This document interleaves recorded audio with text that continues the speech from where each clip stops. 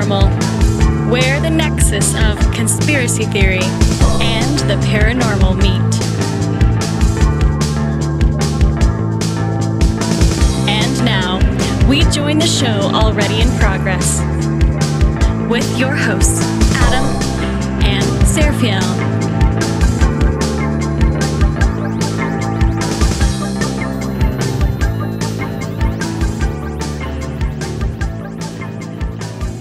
But we're ready to get started.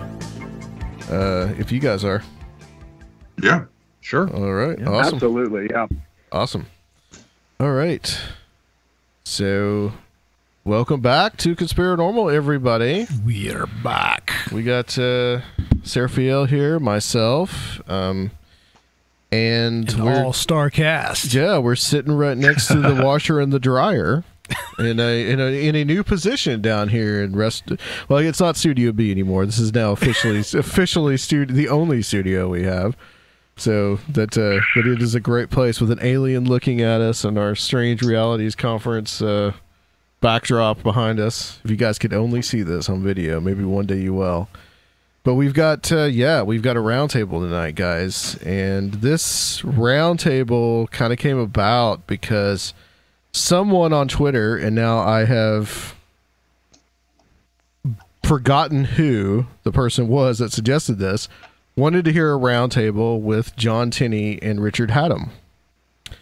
And so I think it was me who wanted to hear that. So was it you? Yeah, and okay. then I think I liked it. Okay. All right. So it seemed like there was a third party involved, but I'm sure they'll remind you. And I wanted to talk about to Richard about Orfeo Angellucci, and I thought, well, there's no better person to talk about that kind of weird stuff than Aaron Gulyas. And so, since Aaron has been really just been kicking ass on Saucer Life, we brought him back as well. So, Aaron, welcome back to Conspirinormal. John, Richard, welcome back too. Thank you. Thanks. So, let's get started. I wanted to talk about and John, feel free too. I know that you know a lot about these subjects as well. So let's talk a little bit of Orfeo Angellucci. And I've got some questions and such. Was we talked a little bit, 2-3 episodes ago now, I think we talked to Nick Redfern, and we talked about Angellucci because this was in reference to his book on the Soviet influence on like UFO disinformation. Yeah. And the possibility that Angellucci was mind controlled or he was messed with or whatever. But let's kind of get the background. Like Richard, if you want to start off, kind of like, because I know you're seriously into Angellucci stuff. Well, I got into Angellucci because he's a local boy. He was living up in Glendale, which is just, one city over from Pasadena. Okay. He worked at was it Boeing? It was the aerospace manufacturing plant off the 5 freeway, and it was. I could drive there. There's now a shopping mall there, but I could be there in 20 minutes, and I could actually trace the path he took from work on the night he was coming home and first saw the weird light in the sky. In fact, I used to have a job writing on a show where I would drive through the intersection where he was when he saw that light. Really? And and then it just led him straight down to Griffith Park. I don't know if you're familiar with Los Angeles, but sort of in the middle of this giant sprawl of a city is this giant sprawl of a park. It's just like a big, almost like a mini mountain range kind of thing. Is that where the observatory is? Is what? Is that where the observatory is? Yeah, exactly. Okay. Yeah. So if you've seen Rebel Without a Cause, you know exactly where it is. Right. And so whatever this light was, he followed it down this particular street all the way to the park. Now, when I say park, I'm talking, it's like a wilderness area. It's like, and back in the decade when he was doing it, it was not very well lit. It was almost like driving into kind of an unpopulated area. And he sort of followed it around and then had this giant encounter. And if you come to LA, you can just drive right along the road and you can pretty much pinpoint exactly where he was when he had his first encounter. And then a little further down the road, where the 5 freeway now is, by the LA Zoo and the Gene Autry Museum, there used to not be a freeway. There was just the LA River. In LA, a river is a giant concrete trough for, for storm drainage. But anyway, you can see the archway of the bridge that spans it, because that still exists for Glendale Avenue. And you can see exactly, again, if the freeway wasn't there, it's like, okay, he was standing right down there. So it's fun to be able to kind of retrace the steps of a historic UFO sighting and contactee experience, and then just follow Glendale Avenue up a couple blocks to where somewhere in the area, that's where he lived. And I've always hoped that somehow someone would hear one of these podcasts and go, hey, I'm his son or his grandson or something, because we have 2 little boys. And I would, it would blow my mind to actually speak to a relative of his who has any memory of this, but so far it hasn't happened. Maybe let him get a whiff that you're writing a screenplay and they'll probably come around. Right. Oh yeah. They'll come sniffing out that fine coin. Well, what was his experience? What happened to Angellucci? Shall I jump in again, or Aaron, you want to jump in? No, go ahead. Go ahead. Well, I this is going to just be for my personal recall. I didn't, although I suppose I could walk over and grab the book off the shelf, but why do that? The first experience he had was quite visual, and it did involve a craft, and a craft that then seemed to display a television screen to him, where he saw something that looked quasi-human that communicated to him inside his mind, which is very common, to all of us having this conversation, people reporting the telepathic communication. What's always interesting to me about Angellucci were the physical symptoms he experienced right before he would typically have a contact experience. And I would love to know if you guys hear about this a lot, but he would experience weird pains in his neck and shoulders, and almost a feeling like there was electricity in the air, like his hair would stand on end. But he would feel real physical distress leading up to these encounters that left him kind of physically worn out afterwards. Do you guys know other cases where this is prominent? Not contactee cases like this. That none of the sort of classic contactee cases spring to mind as having things like this. And I think one of the ways that Angellucci described it, I think in some of the earliest account, was that electricity was leaking out of his spine or something like that. It's just some really evocative phrase. Usually any physical sort of sensations I'm familiar with occur afterward. And he did have some, like you said, the exhaustion and everything afterward. But this sort of like the aura that migraine sufferers can experience, right? So he sort of, senses it coming on. It's pretty unique from what I've seen. I would like to jump in if I could. I think one of the things that's interesting to me is, because of the symptoms that contactees have, like, I think a lot of the times we get lost in their descriptions of the symptoms because they seem to not really understand what's happening to them, because like Angellucci is, like you said, having this electricity leak out of his spine.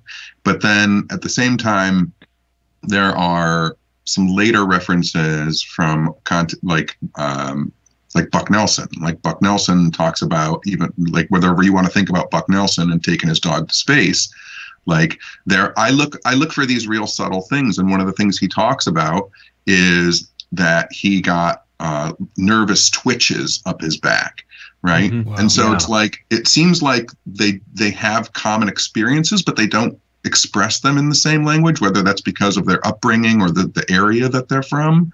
And when I talk to people who say that they have had some type of abduction experience, it's actually one of the things I look for is for them to say that they have like a twitching, or their hair stood up on end, or I got a nervous feeling, or I felt a sharp pain, like because I also look for that when I'm dealing with people who have interactions or supposed interactions with ghosts and like poltergeist phenomena. Right. Yeah. Well, I got to hop in real quick and say that it reminds me of some of the side effects of a lot of psychedelic substances.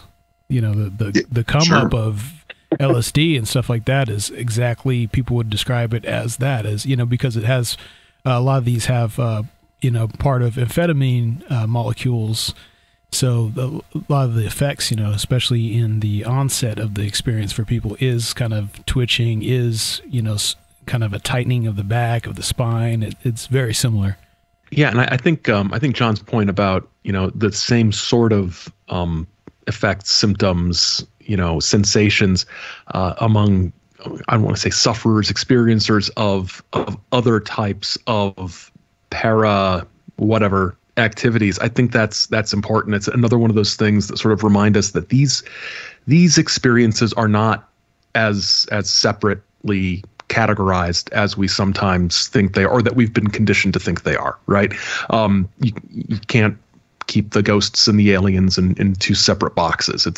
There's a lot of similarities between those experiences, and a lot of times the sort of sensations, the sort of precognition sort of sensations, I usually, when I think of those in terms of sort of haunting type things rather than contactee type things. But that was a good thing you said about Buck Nelson. I'd forgotten about the Buck Nelson's stuff. I mostly just focus on his dog, really. Right. Well, I mean, it's interesting too, right? Because when you mix in the big dog, but it is interesting when you mix in that stuff, because when I deal, because of television, I deal with a lot of people who think their houses are haunted and they're seeing ghosts or poltergeists or whatever like that. And it's interesting that we're talking about Angellucci, because one of the things when you talk to ghost experiencers or people who think they're experiencing that type of phenomena, they talk about hearing music. And if I'm not incorrect, I think that Angellucci heard music. Yes, he did. I'm trying to remember the song, because it wasn't just like music. He heard a specific song. Yeah. And I can't remember what it was, but I found a copy and I played it on the podcast episode, sort of in the background, and I can't remember. This is embarrassing. I mean, I should know this. I can't remember what it was. There was another one where there was some, when he was on the planet, there was a choir of like children singing some Stephen Foster song, or something like that. It was like on the spaceship. It was kind of a big band era thing. But yeah, on the planet it was this Stephen Foster, and I had to find like a YouTube clip of some Chinese children's choir singing Stephen Foster, and I was like, I don't think the Chinese will send a DMCA notice to my podcast about this, so I'll just use this. But it was, very. Why would you make that up? I'm not saying that he's truthful and everything, but of all the things to make up, that's weird. That's weird. Well, and that also sounds like a near-death experience.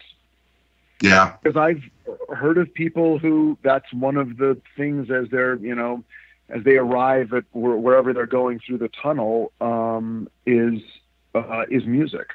Mm-hmm. So there you go. Again, it's hard to build fences between these various kinds of experiences because the symptoms bleed over. I think with some of the UFO sightings themselves, sometimes people will report music, and that's a common.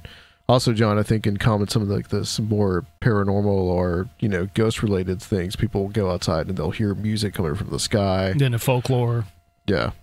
Yeah, and I think it's for me at least, looking for those things. I kind of lost track of who said what, but the idea that there are these little glimpses of why would you make something like that up? Like if you're trying to tell a story and you're trying to be taken seriously, it's always seemed to me as a researcher like to not put in the most insane thing that no one would ever believe. Right? Yeah.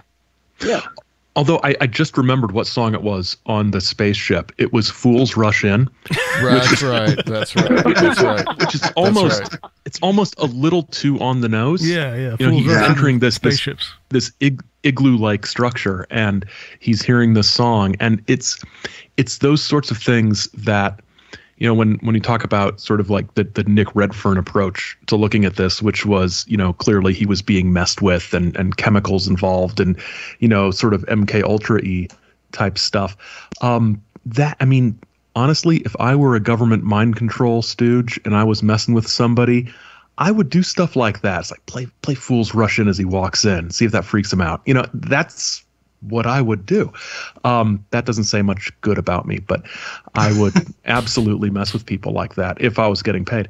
And, you know, it's just one of those things. It's one of those details that just doesn't make sense in some ways. It might make sense. I mean, you know, Jung loved the case of Orfeo Angellucci. Yes. He loved his name. Orpheus, Angel Light. It was almost too perfect a case. And the other thing about the Orfeo Angellucci case is that there were other witnesses to some of the phenomena, not the sort of humanoid figures that he met, but in terms of lights and objects in the sky.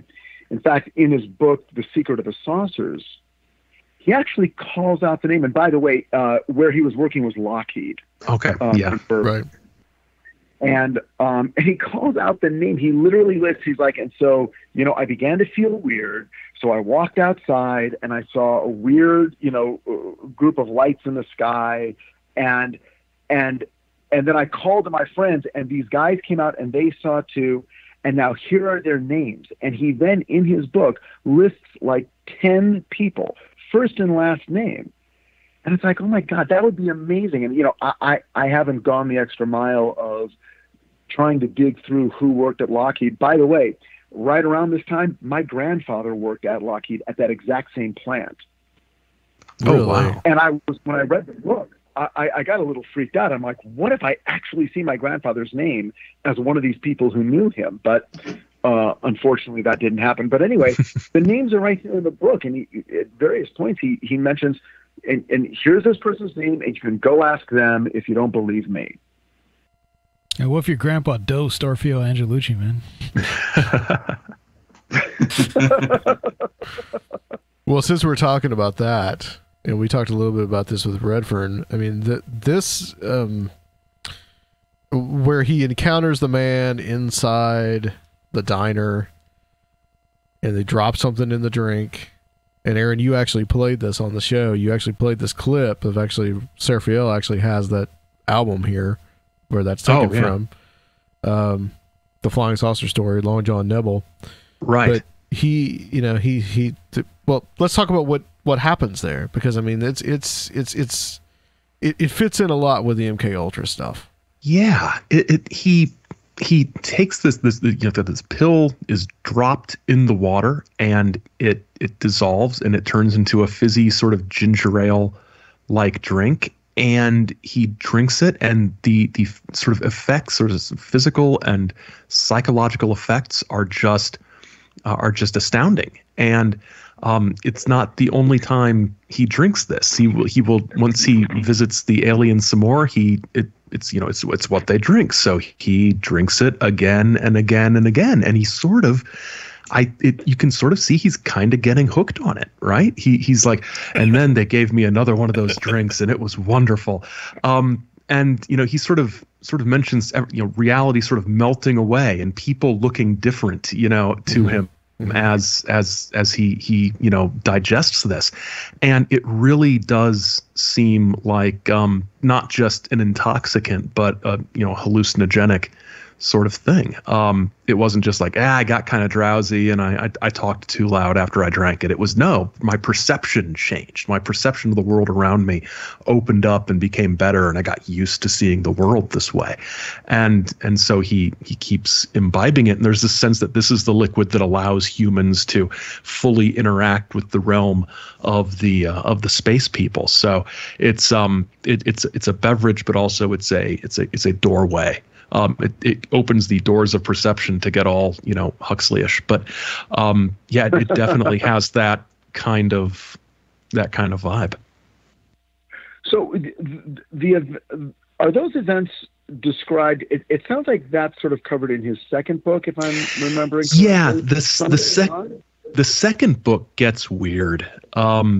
It gets weird, but it also gets very confusing. There are a lot of character names that change, and you get the sense that he did not plan all this out before he wrote it, and it's very confusing. But there's like, he goes to a nightclub on Venus and has a drink there, and he's meeting like in the apartment where the aliens live, and he has a drink there, and it's very strange. There's something there's like a weird sort of very sort of special charm to his initial stories, where he's driving, like you said, Richard, he's driving and he sees these lights and he has this encounter and he hears the music and he goes in and he's seeing the people on the screen.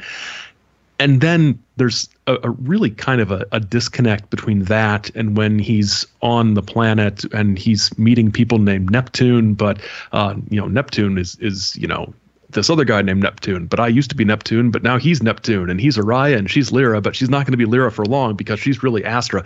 It gets a little silly in the second book. That was, I think the second book was the first thing of his I ever read, and that's why I just sort of left him alone for a long time, because I was like, this is nuts.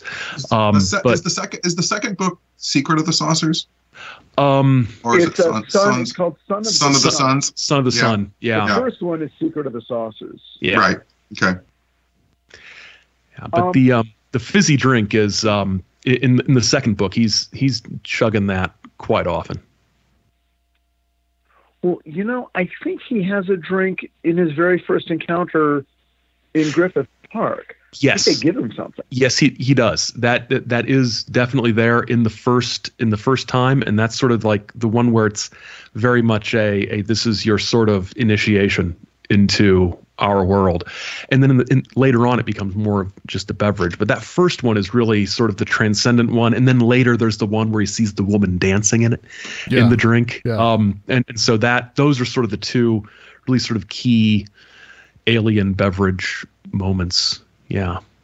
Oh, yeah. Oh, here it is. Yeah. Here, a drink from the crystal cup, and that you will find on the fender of your car, Orfeo. This is when he was in Griffith Park, and he says, I glanced down and saw a kind of goblet on a car fender. It glistened in the soft light. Hesitantly, I lifted it to my lips and tasted the drink. It was the most delicious beverage I had ever tasted.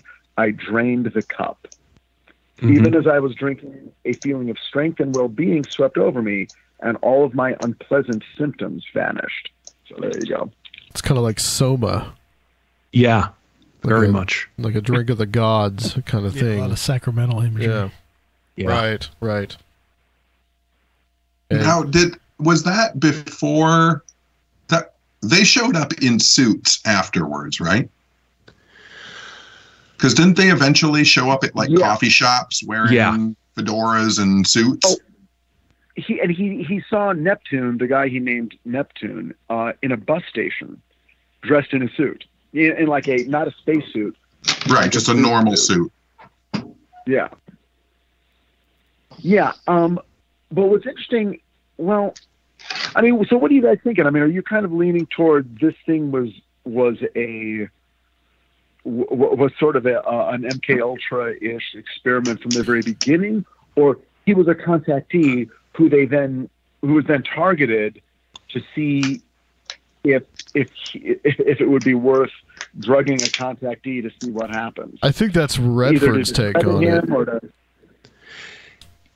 I think I agree that that's what Redford Redfern thinks it is, that he had some sort of experience and then that was exploited later on. I'm not sure what I think. I think his initial encounter is kind of low key enough that it seems like, relatively low key on the contactee scale, right? But it's low key enough that it's got that, like I said, that sort of certain charm to it. There's the drink, and there's the lights, and there's the screen, and then there's the music, and this sort of baptism that takes place, and he hears this music building to a crescendo, and that seems like a very sort of genuine experience. And then later, when he meets the guys in the suits and the fedora in the bus station, and later in the restaurant, that seems more, it's got a different tone to it. It's part of the same story, but it's a little different. And I can see that. I can see where Redfern would make the sort of choice to say, okay, here is where afterwards, this is when the interference by whoever begins, because it really is a different sort of experience. Even though he's low level, though, I would say the initial connection to Lockheed is, it raises suspicions with me automatically, because he's like in a pool of people who are already cataloged and psychologically profiled, perhaps, right? And, at the time with all the stuff going on. Yeah, that makes sense. That does make sense. Well, yeah, maybe, I guess, he had some experience back in New Jersey before he came out west, where he and a couple of people had seen something in the sky. And I don't know how much he talked about it. Maybe that became known and therefore he could be targeted. But later, when he was in Burbank and was driving home and had the initial encounter, they told him, remember what you saw back in New Jersey? That was us. When he sent he sent balloons up with an experiment to see if it would be affected by the thing he saw in the sky. There was something he sent up, like some experiment with balloons, and they said, "Remember the balloons, Orfeo?" And he would in the 40s he would write back and forth with Linus Pauling about Angellucci's theories about the nature of the universe, and Pauling was like, "I don't have time to talk to you," but Orfeo would keep writing. So, what I'm sort of wondering, he was on somebobody's radar as a ripe target for mischief. That's what I sort of wonder. As he would become known to the military industrial complex, through working with Lockheed. And I'm not sure what he did for Lockheed, and I don't know how many employees there were doing what he did, and to what degree their life story was sort of cataloged by the authorities. I think sometimes we have an impression that things were much more organized than they might have been. But if he talked about his weird ideas to the right person or the wrong person at the wrong time, he certainly could be, passed along. Name could be passed along. Hey, do you have anybody who we could talk to about this or that? Obviously, there's a lot of speculation here, but there's all these openings where something like this could have happened. But isn't it hard to talk about Angellucci outside of the broader Southern California contactee movement? In other words, is it even a larger theory that a number of these contactees were actually just MK Ultra-esque pawns of some other? It was so localized. It was all here in California. Yeah, I think it could be possible. I know that there was definitely a worry. And we talked about this with the Redfern. There's definitely a worry with the contactee movement because a lot of what they espoused was very communistic. And the FBI was very concerned about him. And what kind of Redfern kind of postulates that basically if he was drugged at that incident of the diner, then he was drugged in a way to kind of make him talk or like use a possibility of using LSD as a truth serum or to change his mind. I mean, there's some proof that that's what happened with Frank Olson. Yes, yeah. That's what they were trying to do when they drugged him with LSD. Of course, that was pure MK Ultra. I would wonder if in some of the contactee cases, if some of them could have been set up because they're obviously dealing with people, human-like people, whether it's some kind of play acting or whether it was just to try to get something started and see what happened. I mean, I don't know. That may be just giving too much credit to some of these guys because some of them were obviously charlatans, but some of them weren't. I mean, I think some of them really and I think Angellucci was one of them, had real profound experiences. And like with Olson, though, there could be if he raised this kind of, if there is some kind of organic element to it and he started talking about it, they'd want to investigate it because, especially if he's part of the military industrial complex already, who's this guy talking about flying saucers? We know some of the flying saucer guys are communists and he's working at that's right. What I was going to say is that I think as far as the wider context of contactees being sort of targets of these operations, I think some more than others. And I think Angellucci working in an aerospace plant,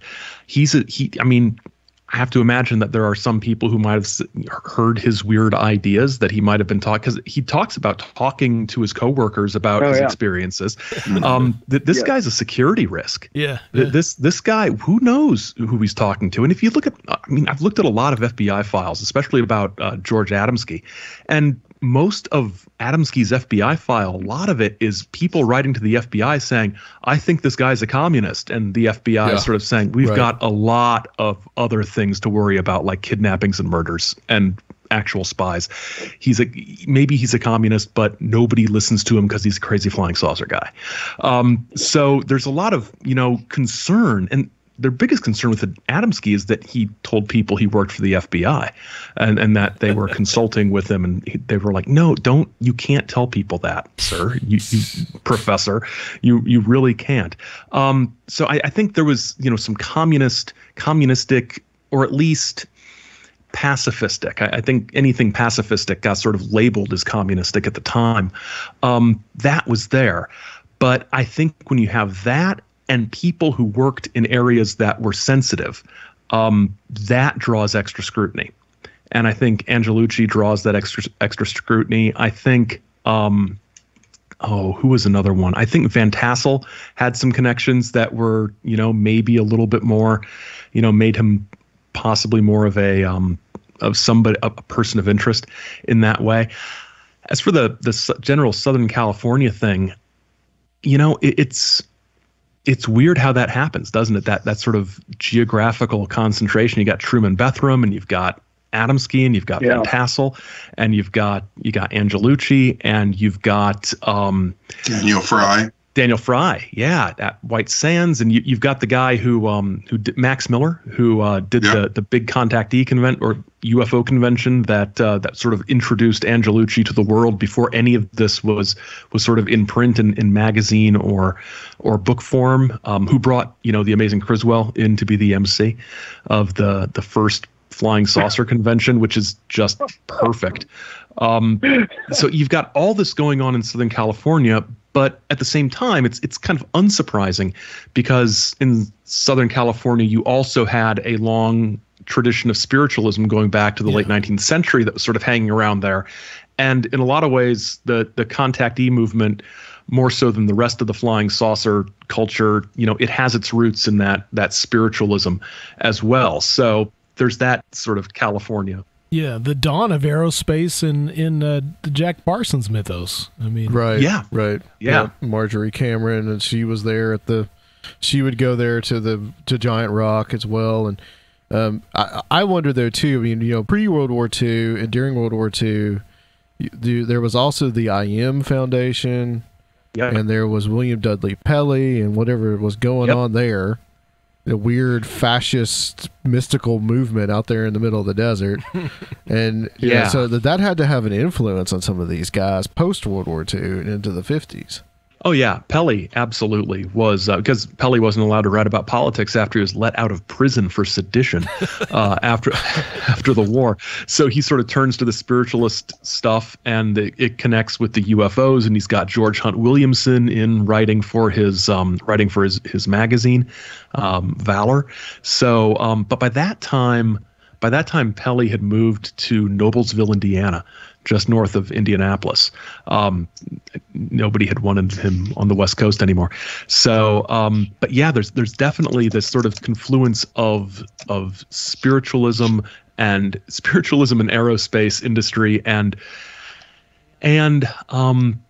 this is a very vague, broad thing, but the West is where new things happen in the United States, and so there's sort of a cultural frontier out in California as well. And I think the UFO phenomenon sort of getting its modern start there on the West Coast is sort of, it's a very Western thing for this new phase of pop culture to emerge there. Right. Well, I think if I can add to that, I think you're right in the sense that when I think about the rise of new ideas and the new age movement or new thought movement, whatever you want to call it. And as people moved west, like, there's always that joke about, what happens when you get to the coast of California, there's nowhere further to go. And it seems like the reality behind that is you go to different places psychologically and mentally. And so you do have rises in new thought movements and new spiritualist movements. You can kind of track spiritual belief systems moving west. And then once they get to the coast, they're blockaded by the ocean. And so you have to sit and internalize and think up new ideas and new religions. And then all of a sudden it can filter back east again. I mean, if you just watch, the American Psychical Society being in New York, and then the Fox sisters are a little bit further west, and then Mormonism is taking hold in Indiana, and then it moves to Salt Lake City. And so you can see how belief systems moved one way, and then as soon as they got to the far coast, by that time you're talking about the 30s and 40s, and all of a sudden now those ideas have to repopulate in a new way, and that's the creation of all these new ideas. Mm-hmm. Well, I think too, one of the things I wanted to jump in earlier, but I didn't, everybody was making such awesome points. I think the thing that's always interesting to me is we often think that like the government is working very cohesively and they always seem to have these giant, great plans that everybody is understanding. And I feel like sometimes with the contactees, it was like, well, we're going to do this stuff with these guys because they might be communists. But then what happens if we pick random people out of the United States and just start screwing with them immediately, and whether or not they believe in anything? And let's watch how that information unwinds. And I feel like it's pretty much like, here's the general idea, everybody, now go to it. And it's individual cells all saying like, well, what should we do to this guy who has nothing experience? And should we treat him differently than the guy who works at White Sands Missile Testing Ground? And let's pick this baker out of Michigan and this crazy old guy living in the Ozark Mountains and give them similar experiences, see if they can draw a crowd, see if they can get people to them. Yeah, that's a good point. And also, sort of that this idea that not everybody's talking to each other in the government. You've got the FBI worried about counterintelligence and Soviet infiltration. You've got one part of the CIA also worrying about that, but being quiet because it's really the FBI's job, but they're doing it too without telling anybody. And then you've got another part of the CIA who's doing MK Ultra stuff. So you've got none of whom are probably talking to each other because none of the other groups have a need to know what the other groups are doing, right? Everything's very compartmentalized. So you do have these different agendas all going on at the same time. And I'm imagining, what if our little scenario that we've been concocting here is at all correct, having some guy in the MK Ultra office walk in and say, that Bethram guy, is he one of ours? I don't remember him. Whose is he? I was like, I don't know. Maybe it's real for him. Who's Aura Reigns? Is she a Soviet? What's going on? Look her up. But yeah, it's But even you mentioned, I think it was you, Aaron, that mentioned, and when you said it, it popped into my head and then flew out for a second. But, again, I do love, I have this crazy love of Buck Nelson. But the thing is, when he's coming back from Washington, D.C., he sees an alien, too, dressed in a business suit with a fedora at a bus station. Yeah. Oh, weird. Wait a minute. That's like exactly like Angellucci. Yeah. That's weird. Mm-hmm. Makes you think, doesn't it? That's So it's like it's like their playbook. Right. But I think maybe it's not MK Ultra, but maybe it's something else, and maybe we shouldn't downplay the role of like psychological warfare operations that could be used as maybe that's being used as a test ground for some kind of psychological warfare operation as well. That a possibility? Yeah, I was just going to say but it sounds like we're saying that these government, people, like they're kind of behind. In other words, the phenomenon occurs. Someone has an experience, and then in the wake of that come these other people, these provocateurs, who then try to manipulate something that's already there. Or are we saying no, they are finding people and drugging them and originating the experiences? I think it's the former, not the latter. Well, is that correct? It's a constant chicken and the egg. It's the same thing. It's back and forth. What is this organic experience, and then something like that happens, or is this engineered? And does engineering even create some organic experiences sometimes? I mean, I'll throw this out there. Right. Is it a possibility that they are giving these government people, or whatever they are giving the people these drugs, and then these guys are actually having real profound experiences that are actually really affecting them? Why not? And maybe through that altered state of consciousness, they are accessing some kind of intelligence. I think it's, I was talking about this on Twitter with someone today. I think that one of the difficulties that all of us get in when we're studying something is we say, like, it's either A, B, or C, when the reality is like it's A with some B in it, and B with some C in it, and C and A, and there's an E in there every now and then. Like, I have always assumed that, it's some type of combinatorial system. One of the things that really, I know we've been talking about Orfeo, and I keep talking about Buck, and I'm sorry, but like, in Buck's tiny little dumb book about going to Mars and Venus with his dog, like, he draws a clock and he says in there, like, I saw the clock and it had 17 hours on it because the sun rose and set 17 times. And so, like, when I first read that book, the first thing I wanted to do was find out which planet had 17 sunrises and sunsets. And there's no planet that has 17 sunrises and sunsets. It's only been since we've had manned space satellites do we realize that in the speed a space satellite has to go, it sees 17 sunrises and 17 sunsets a day. So that clock makes sense for being like a high Earth orbit. But how would Buck Nelson have ever known that? Huh. Right. That, yeah. Wow. Now I'm freaked out.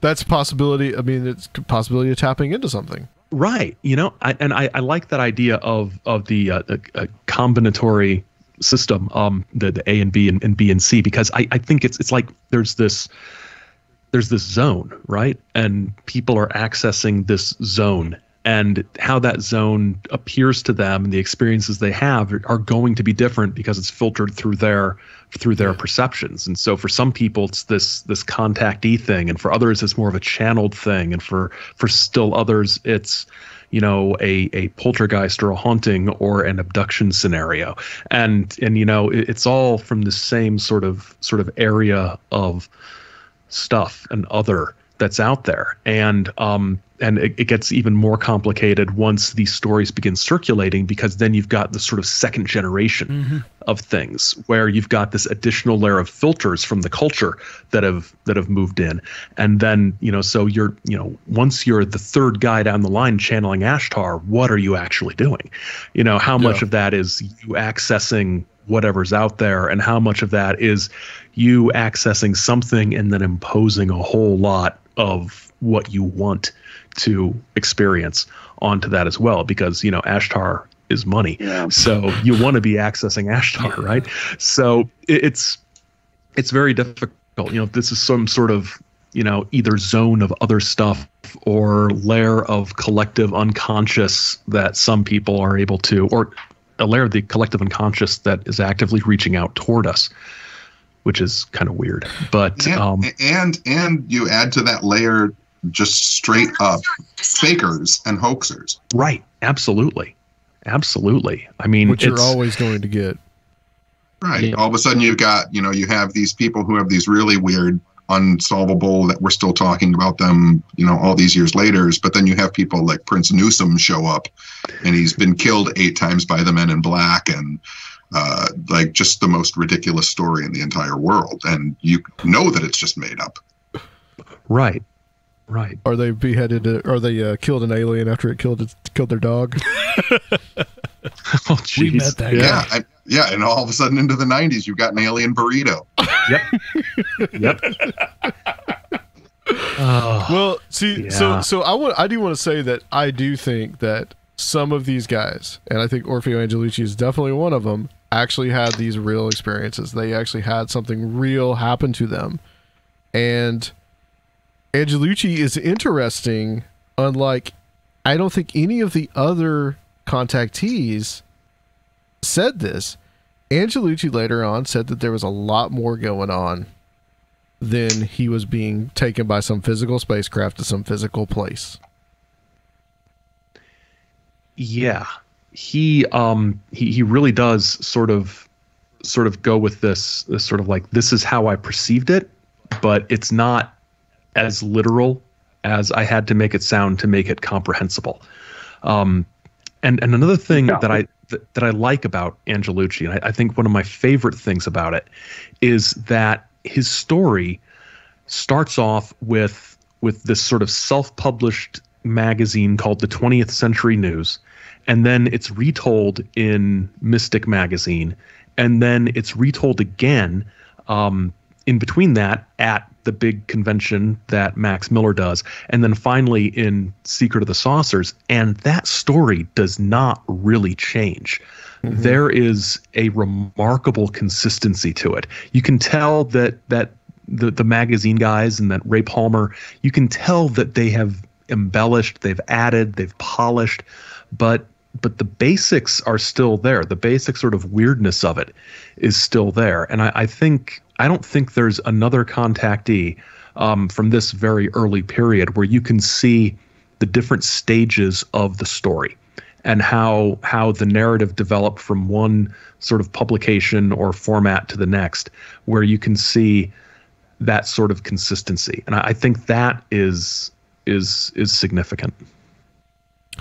Richard, do you have anything to add to that? Because I know, Angellucci you are fascinated by him. And well, I know that of the Southern California contactees, he was in some ways considered to be the most sincere, but I think that had a lot to do with the fact that he never tried to provide any physical proof of. It's like the minute things get too literal, they become less believable. Yeah. And yeah. He never, and I don't know, I mean, in the cases of, some of these other guys, sometimes it's that thing where it's like, well, this stuff happened, but no one believes me. They require more proof, so now I have to manufacture proof so that they'll believe the first thing I said, but pretty soon they're going to realize that this proof I've provided is bullshit. And then that's going to put me in an even worse position. It's that sort of weird, some psychic mediums fake some of the phenomenon to kind of get it going, but then real stuff happens. But then when that drops off, they decide they need to start faking again, or that's one of the most puzzling parts is the need to fake evidence to make someone believe in the original story that had no evidence. Well, that's one of the things at my lectures. Like, that I say I've said pretty consistently for 30 years is I tell the crowd at some point, like, your paranormal, supernatural, ufological experience, the one that you've had, is enough. You don't have to be abducted every week. You don't have to. You don't have to have poltergeist. You don't have to have poltergeist throwing glasses around your house every other weekend for your original, real experience to be enough. It's enough, and you do a disservice to everyone by making it more than it is, because you discredit the kind of beauty and high strangeness of the original experience. But people get fed up. I mean, I do this. I have the podcast that I do, which is Realm of the Weird, and people are always like, do more episodes. And I'm like, I can't, because they're based on real stuff. And I've told the 13 weirdest stories I have, and that's all there is. Yeah. And they're like, make up more. We like them. And I'm like, I don't want to make up more. They're not made up. They're real stories. Yeah. And I'm trying to stay true to myself and give those real stories the proper respect they deserve. And I just feel like a lot of people in this day and age, especially, they have to one-up their own experience. Well, and I totally get that, and I think we've seen that, but I wonder if that's sort of the need projected outward. Is there another need, do you think, John, projected inward, that a person has a transcendent experience, an anomalous experience that affects them in a particular way that makes them feel a particular thing? Let's say it makes them feel special, or like, wow, I really liked this.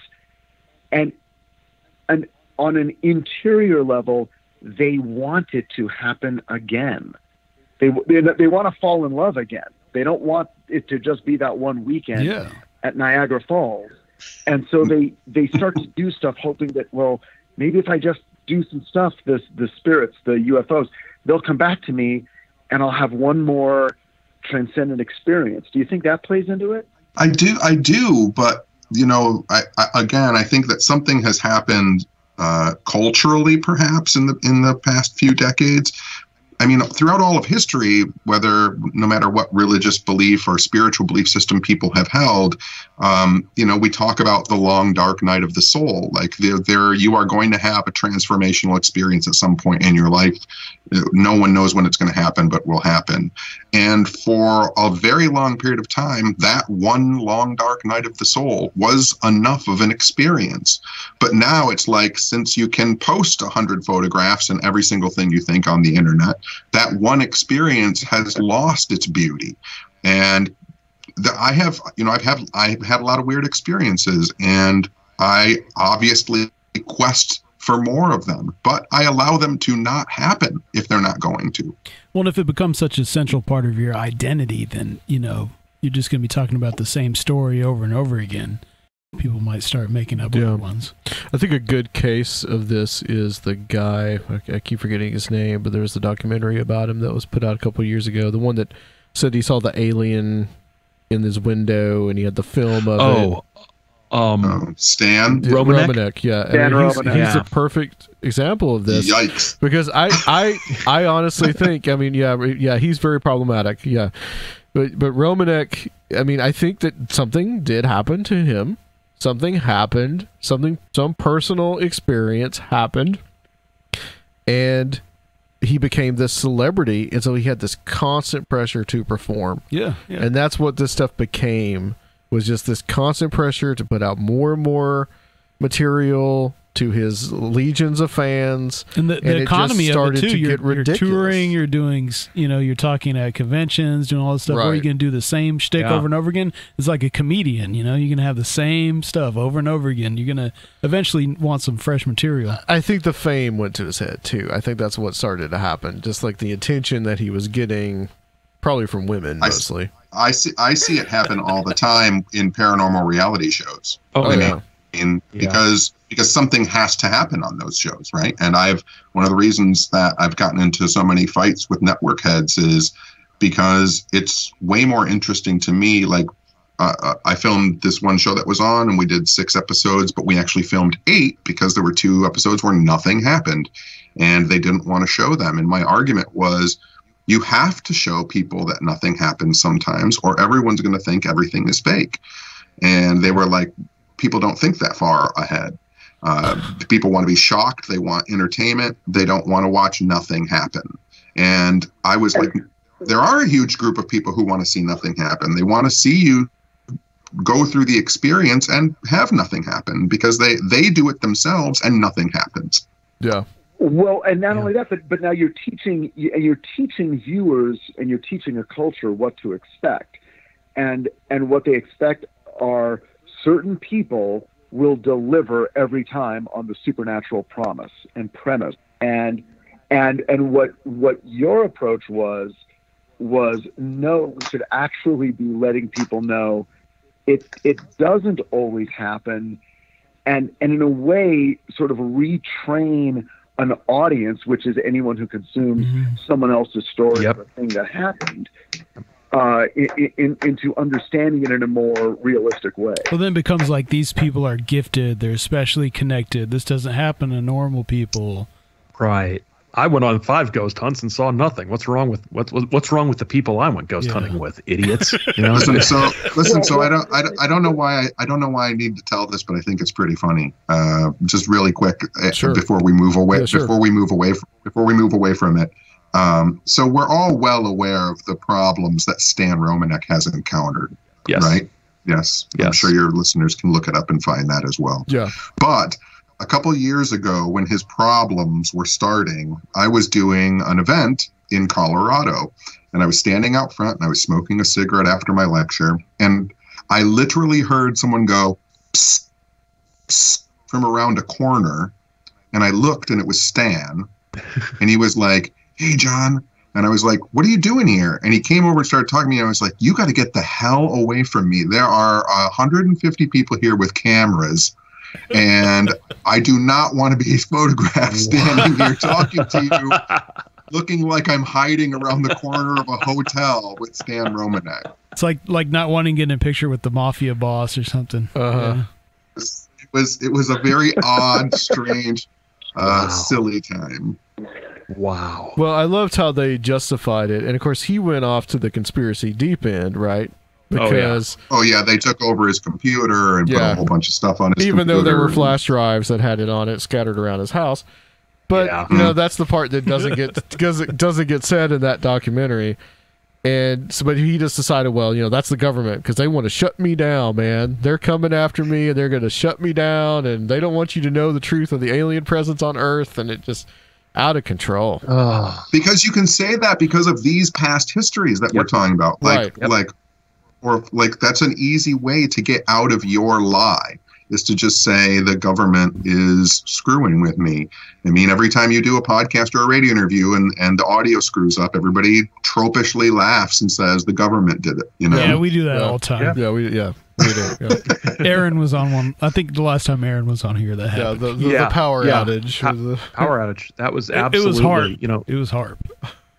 Yeah. HARP. No one talks about HARP anymore, do they? No. It's one of those very hundreds of hours I wasted reading about HARP. Sucker. I said today on Twitter, I was being real honest. I said today on Twitter, you know, like, honestly, how many of my friends I told back in the 1980s that there was a face on Mars? Like, the books, the VHS tapes, the hours I devoted to this face on Mars, that at some point I had to, and good for me, but at some point I had to go back to all my friends and apologize and just be like, I was wrong. Thank you, Richard C. Hoagland.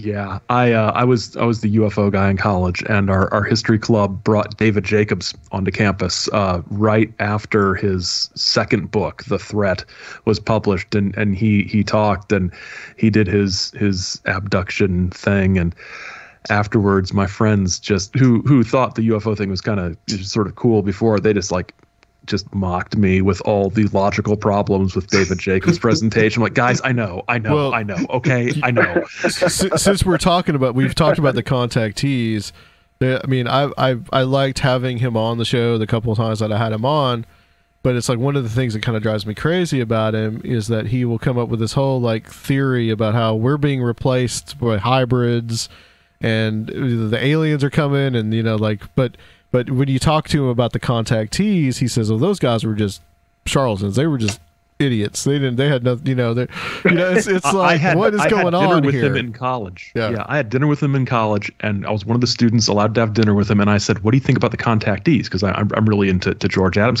Oh, they were all frauds. They were just frauds. Right. And I'm like, I'm out. Sorry. Yeah. Very dismissive. Very. Yeah. And he wrote the UFO controversy in America, like the first book written by an actual historian about the UFO phenomenon in American history, and it's all just sort of nightcappy stuff. It's like there were these sightings and this organization did this, then the Air Force did this, and like the contactees are like a half a chapter at most, and it's all very dismissive, and it's sort of just like in a sort of like writing side of things. That's sort of like the sort of wall been hammering against. It's like, come on, historians can look at this. It's not just religious scholars who can look at contactees, guys. Come on, please pay attention. So yeah, it's they get short shrift from a lot of corners, even still. That's interesting to me too. Go ahead, Richard. I was just going to say, the old saying, it's not enough that your aliens be real. All your friends' aliens must be fake. Yes. Good point. Yeah. Oh, I was just going to say, I've always thought it's interesting people who tell what seem to be wildly crazy stories who will not believe other people's wildly crazy stories. Yes. Yeah. Right, exactly. Yes. Well, speaking of wildly crazy stories, let's switch to the Kelly Hopkinsville Goblins.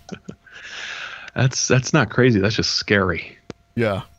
Yeah. Well, this is what this has always intrigued me. I mean, I'm sure all your listeners know the basics premise behind the case, but 1955, a family and a whole group of people have.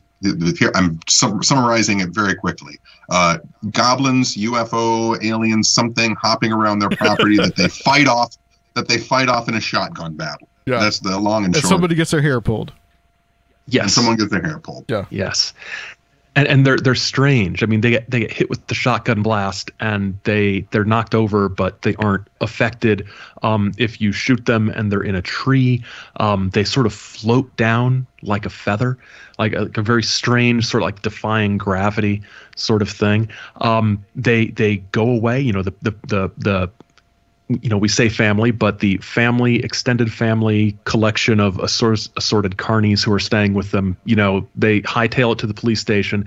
All the cops come, sheriffs, police, state police, MPs from Fort Campbell down the road. They all show up. There's no creatures there. Authorities leave. Creatures come back for a few hours. And the story about after all the cops are gone, the woman who's sort of the mother of the family, she goes into her bedroom, she's gonna go to sleep, and she looks over and one of them is just staring in through her bedroom window, and then it all starts up again until about 5 a.m.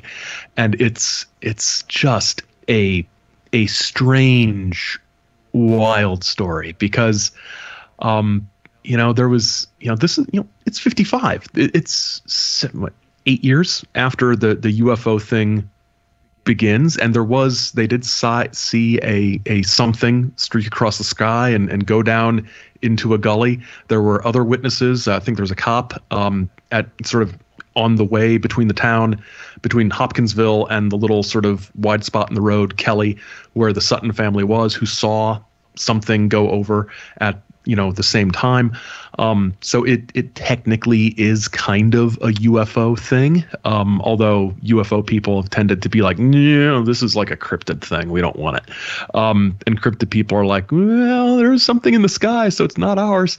But it's so weird because by this point people are very skeptical, and the family comes under a lot of attack and a lot of ridicule and a lot of criticism.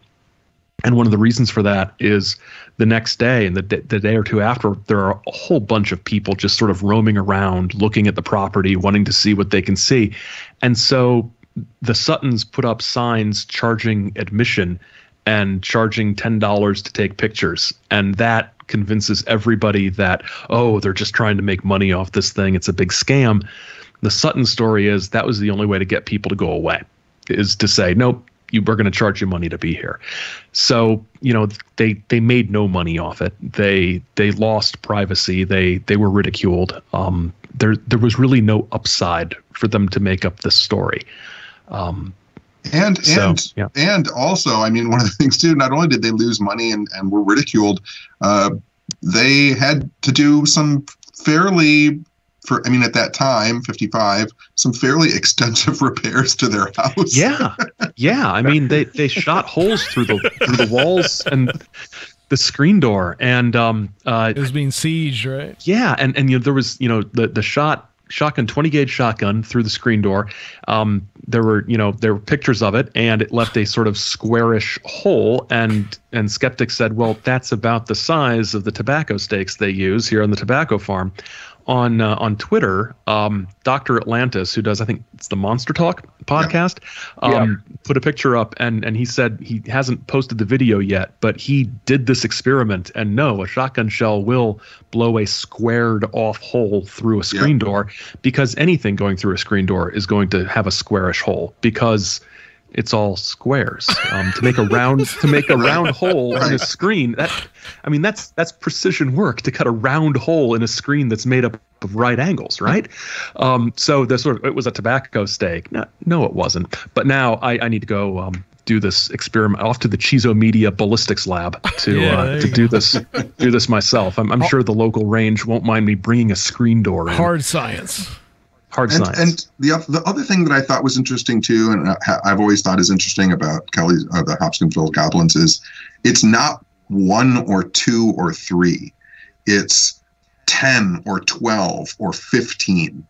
Like, that has always been fascinating to me. Well, that's the idea of goblins. That's what you think of when you think of goblins. Yeah. They multiply, and it's interesting because the news reports all said 9, 12, 15, and then Isabel Watkins's report from her interviews a year later said it probably wasn't that, but the thing is they were moving so fast they couldn't count them accurately. Right. So that's the other creepy thing is that either there's more than a dozen of these guys, or you don't know how many there are because they move faster than you can keep track of, especially in the dark.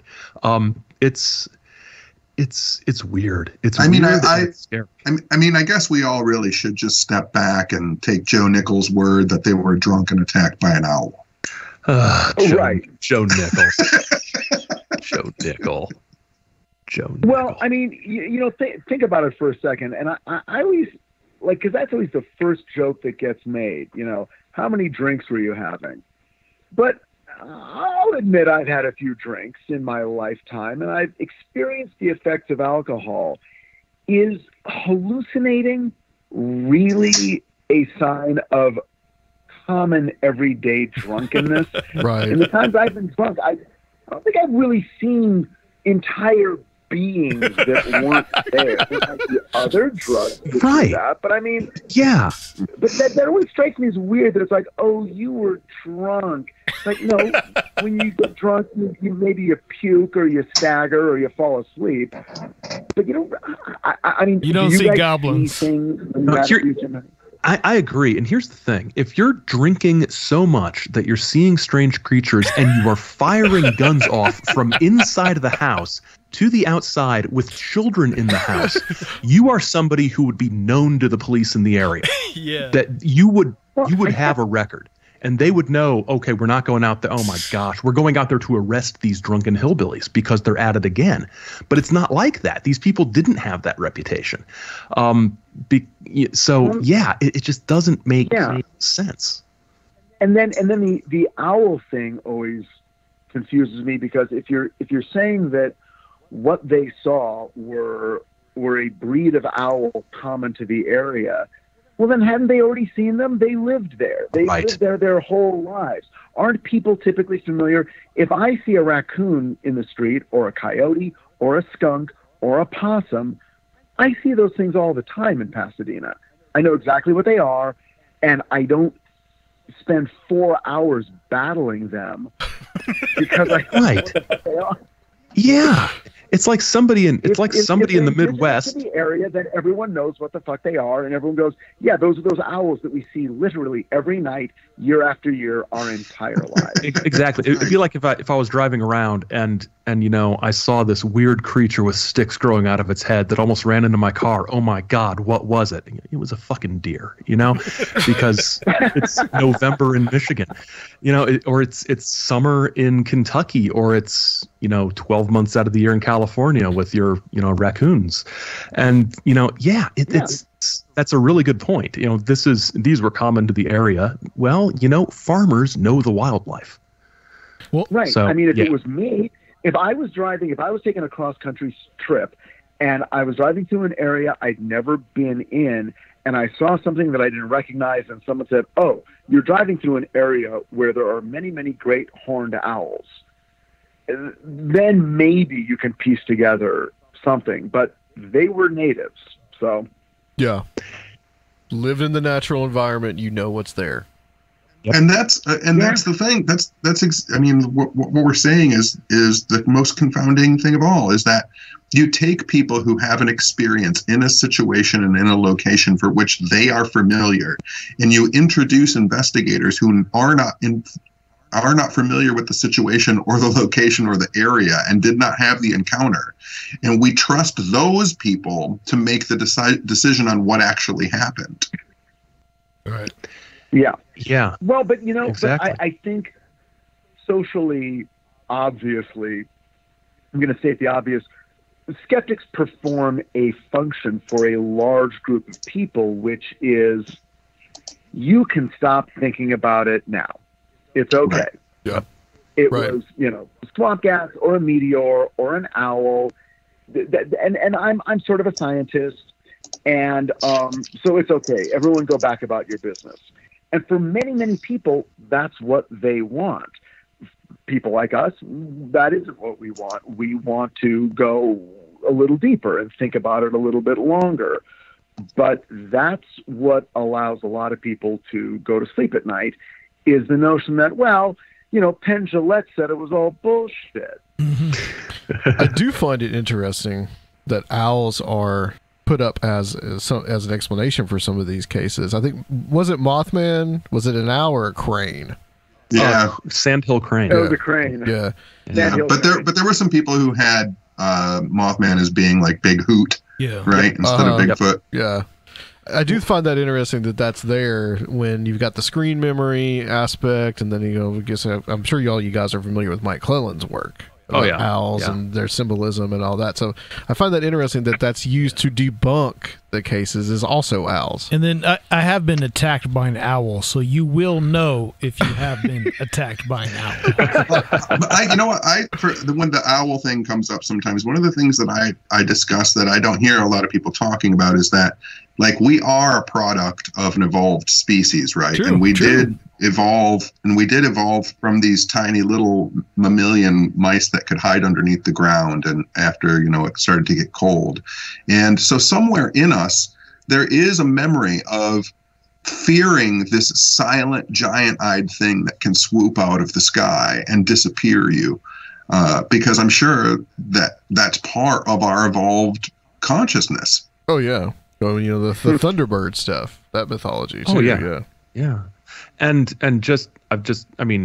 if nobody out there has done a Google image search on an owl skull, it is the most frightening thing you have ever. It does not look like anything from this earth. It's just, it's an amazing bit of biology, but Lordy.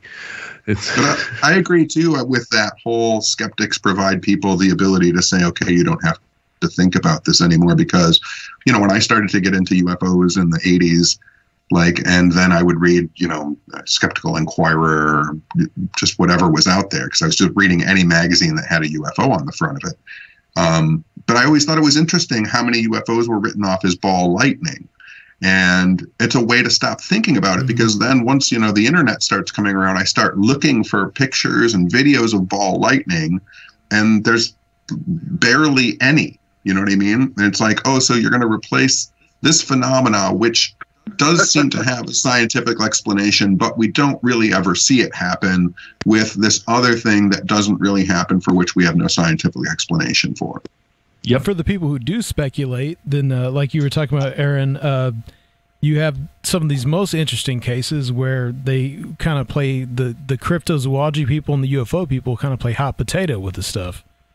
Mm-hmm. And that's some of the most interesting cases. Right. Yeah. You've got the Kelly Hopkinsville thing. You've got Mothman. You've got there's some pardon?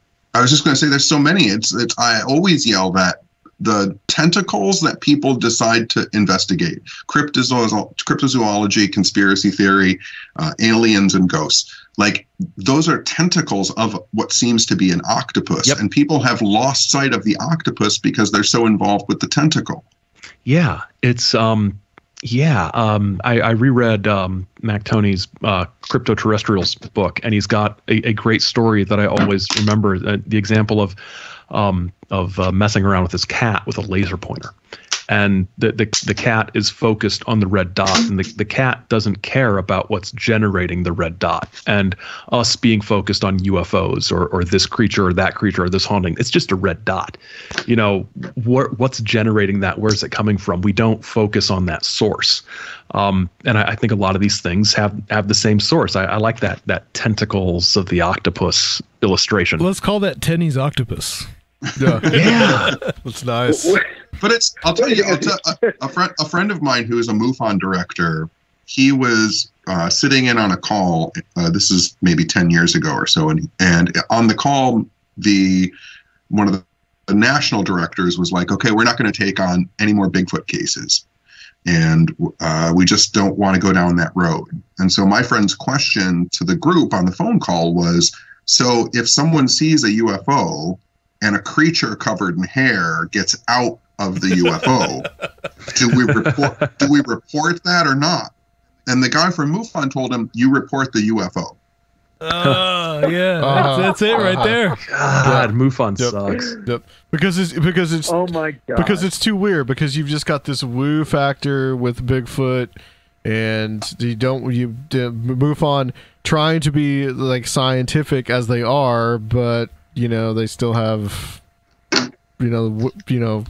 Martian super soldiers and Jay-Z Knight, part of their I was just going to say Jay-Z Knight. Yeah. Part of their conferences, but that's it doesn't make sense. Yeah, it's all about alien spaceships, and that's it. Can I jump in here and ask you guys a question Sure. about cases you've heard of or investigated or know about? And it's slightly changing the subject, but maybe kind of also getting it back around to Halloween and horror movies and ghosts. But just recently I've been reflecting on something that Whitley Strieber talks about a lot, which is the people who see UFOs and UFO occupants who then also see their dead relatives or what appear to be people they know who have died. And I know that a big part of what the work he was doing with his wife Ann Strieber, and there was this, they really linked those two things. They really said, this all has to do with what happens after we die.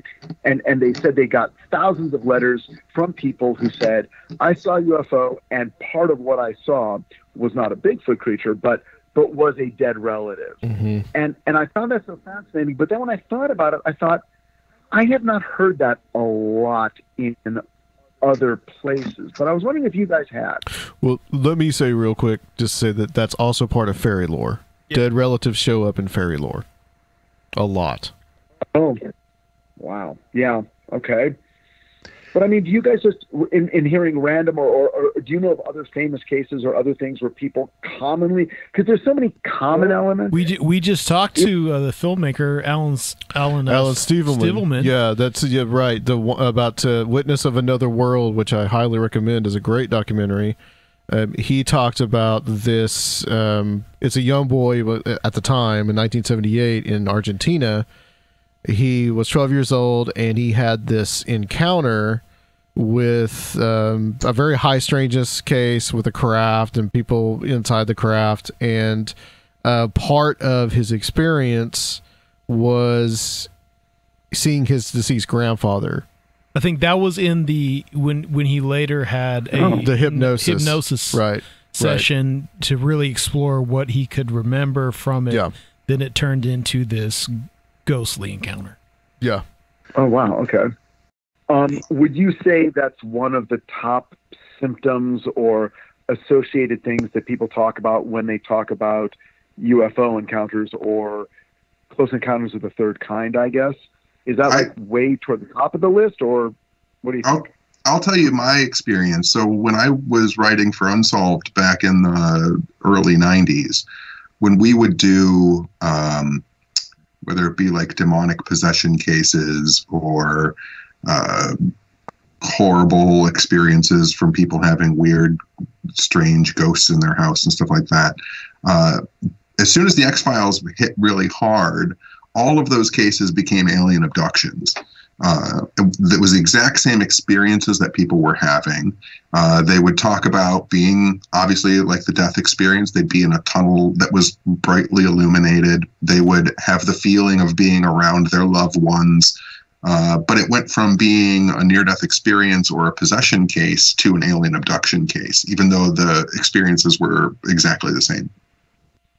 I mean, we had that conversation. We would say, are we going to cover this as an abduction, or are we going to cover this as like a ghost thing?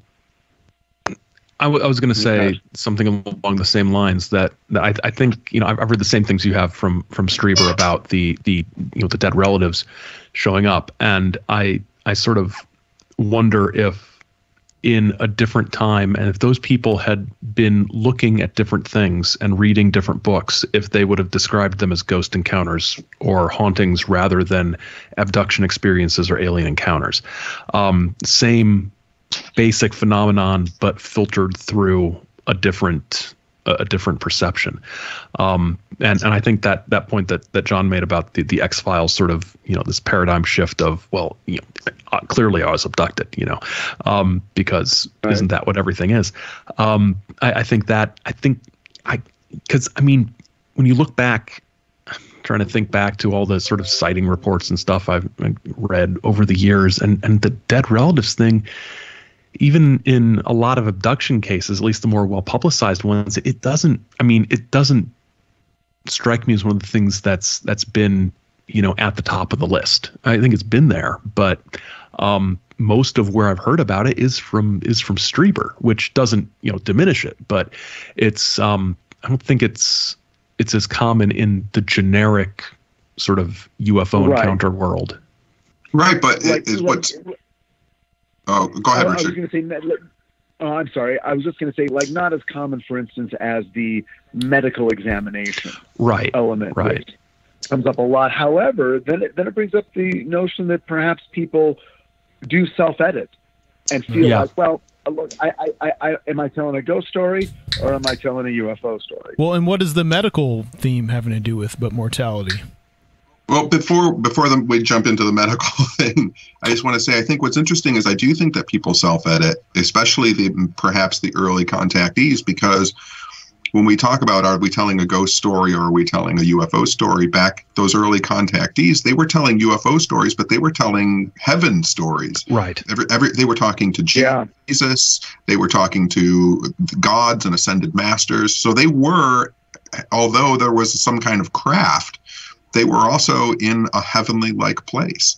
Very good point. Yeah.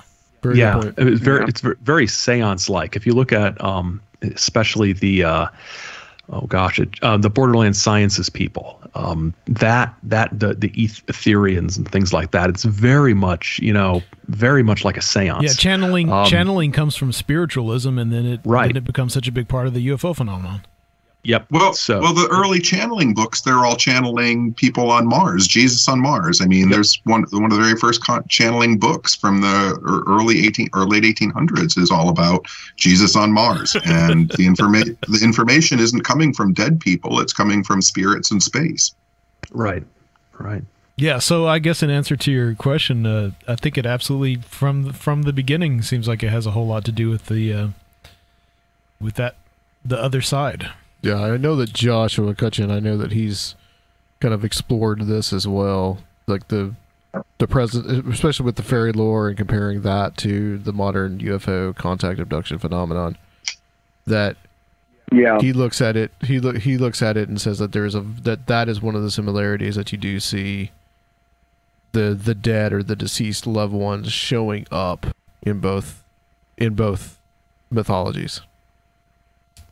I mean, when I was a teenager, and started reading science books and stuff, and started reading science fiction, and there were all these stories about if you left the Earth and traveled at light speed, Cosmos and Carl Sagan, by the time you got to the nearest star, you'd turn around and come back, you'd only be 24 years old, but everybody you knew would be dead. And the first time I kind of really let that soak into my brain, the only thing I could think about were Grimm's fairy tales about the elf people, which is they take you into their home, and then when you come back, you've only aged a year or two, but everybody that you know is dead. Fairy time. Yeah. Yeah. Mm-hmm. Oh, right. Yeah. Rip Van Winkle. Yeah, I was just going to say, Rip Van Winkle. You fall asleep and you wake up and you're in another world. Yeah. The elves come and take you, and you go and eat dinner with them, and then you come back and the city has changed and all your relatives have aged and died. Maybe you drink some of their ginger ale. Yep. Maybe that's what the Kelly Hopkinsville Goblins were doing. Let's go on for just a little bit longer. You guys cool with that? I know we're kind of almost at that hour and a half point. Aaron, I did want to ask you before we move on to just like a kind of fun thing about horror movies. You made a comment in the Swamp Gas Life episode that you did, your presentation at the library. Oh, yeah. About UFO crashes being kind of like a conspiracy that oil prospectors were promoting. You made that comment, and then you didn't really expound on it, and I was just curious what... I think I was probably referencing the Aztec crash scam, because there were some oil prospectors who invented basically a fake machine for detecting oil, and one of the people mixed up with this was also mixed up with the Frank Scully Aztec crash story and Dr. G and those guys, and whenever anybody asked me a question saying you commented once on, I'm like, oh my God, what did I say? But yeah, it must have been it's sort of lost to the mists of memory now. It's been more than 4 months ago, so I barely recollect it. It just really got my attention, and I was just like, what? That's quite the prospecting. If you make the government think a UFO crash, you make it sell to them reil quick, and it must have been an Aztec reference of some kind. That's the best I can do. The other gentleman have anything to add to that, or thoughts? No, I think that Frank Scully reference and Dr. G, that all sounds right. And the selling of the machine that's going to find you gold and oil and all that stuff. That sounds right. Yeah. It's basically ufology in a nutshell in a lot of ways. Yeah, it's like, every few years there's another scam that gets hooked up with it. I've been reading a lot of the episode that's coming out next week is about I looked through some 90s UFO magazines, and I'm recording the entire podcast on cassette tape. So that's going to be that's awesome. Going to be. That was my associate producer. It's like you should do it. You should do a cassette podcast. I'm like, that's the dumbest idea. Wait, I will do that. Yeah, but you look at some of the ads in the sort of weird classified ads in the back of some of these magazines. It's like send us your UFO story. We want to hear your UFO story. This is my book about my UFO story. Device will bring you gold, riches, can divine precious metals in the ground. It's just like these. Are we going to get pictures of this? Of these ads? I can do that. Yes. Please. I'll live for that stuff. Yeah. My favorite one is the personal ads in the back of UFO magazine. Those are. And can we get a copy of this Saucer Life on I guess probably like 4 cassettes. Is it going to take? No, all Meyer had was 90-minute cassettes. So because cool. I looked at actually buying cassettes on the internet. Good Lord, when did they get super expensive? Yeah, when people stopped using them. I guess I did 100 episodes. Well, I bought because I bought them off the internet. I did there's a cassette version of Realm of the Weird, and I bought 20-minute tapes, so 10 minutes on each side. Yeah. So I fit one episode on a cassette tape, and I was like, holy crap, cassettes are expensive. So yeah. Meyer had a 5-pack of Maxell 90-minute tapes for $5, and I was like, "Yep, I'll buy that." That's John, I don't care about the quality. Did anybody buy those? Pardon? For John, did anybody buy those cassettes? Oh yeah, they sold out. Like the 2 events I had on that, people were like, "These are crazy. Why would you do that?" Like I was like, I don't know, just something in my punk rock days. We used to make cassettes and sell them to people. Absolutely, we might have to do that for the Conspirinormal patrons, for the high level donors. Yeah, apparently they're making a comeback. This guy right here puts stuff out on cassette. So it's the new thing. Get with it, you know. So okay. Horror movies. Let's talk a little bit about movies. Favorite horror films, or maybe not even, or runners up. It's not Halloween anymore, but unfortunately. I'll go first. Okay. I've been watching a lot of Mystery Science Theater and Riff Tracks stuff because that's mostly what I watched. I'm not really a horror guy, but the Riff Tracks guys did one a while back that struck me as being really kind of creepy and good, and my wife was making fun of me for actually being startled by things, but it's City of the Dead. It's one of those ones from British Lion Films, one of those black and white sort of British horror films from the 60s, and it's got Christopher Lee, it's got Valentine Dial, it's got this gorgeous blonde whose name I can't remember, and it's like Salem witch trials stuff, and it's just City of the Dead. It's fun. It's like an hour and 15 minutes long. Yeah. The whole movie is, but it's just creepy in the way that those sort of 60s sort of Hammer horror style films are. Just really, really fun stuff. So I'll just jump in on that because I love City of the Dead. Oh, and good. I will tell you that I have Vanetta Stevenson's autograph. That is Vanetta Stevenson. That is the hot woman. She is like one of the only people alive who was still in that film. I was wondering. Yeah. She was married to Russ Tamblyn for a little while. I don't know if you know who Russ Tamblyn is. He was in The Haunting. Yeah. But no, I love that film. It's very creepy, and it starts off just like straight out bonkers with burning a witch. Like it's great. Yep. And then like smash cut to college history class, right? And then it takes some twists in the middle that I'm like, wait, what? No, they're dead. Why? And then they can't really be dead. Like, no, they're dead. They're gone for the rest of the movie. It's wild. Apparently, it's been used by a lot of metal bands in. It's got some samples in Apparently, Iron Maiden used it as in a music video for "Bring Your Daughter to the Slaughter." Oh, that's a good one. King. There's a lot of witch burn stuff in the very beginning. King Diamond also also used clips in his Sleepless Nights video.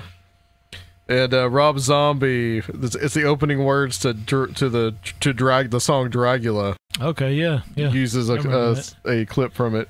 That's great. Is there just for anybody who didn't know, I collect old actors' autographs. That's like the thing that I don't ever really talk about that much. Sometimes I'll post them on Twitter and stuff like that, but I have way too many autographs from people who are now either dead or, if they're alive, in their late 80s. Cool. Oh wow. And mostly horror. It's mostly horror movie stuff in the Twilight Zone. Is there a runner-up for you, Aaron?